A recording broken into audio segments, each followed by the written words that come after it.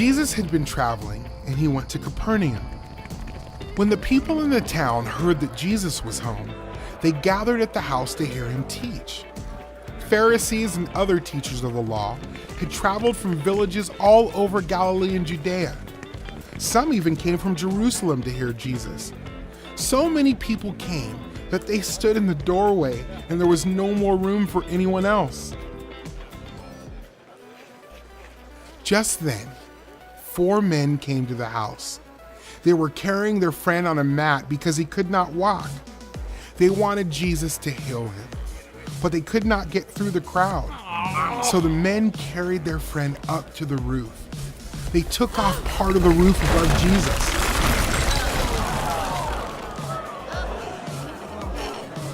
Then they lowered their friend through the crowd so that he was right in front of Jesus. Jesus saw that the friends had faith, and he told the man lying on the mat, "Young man, your sins are forgiven." When the religious leaders heard this, they thought, "Who does Jesus think he is? He is being disrespectful to God. Only God can forgive sins." Jesus knew what the religious leaders were thinking. He said to them, "Why are you thinking like that? Is it easier for me to say to this man, 'Your sins are forgiven,' or 'Get up and walk'?" As God's son, Jesus had the power to forgive people's sin. But how could he prove that the man's sins were really forgiven? So Jesus showed his power on earth to forgive sins by turning back to the man on the mat.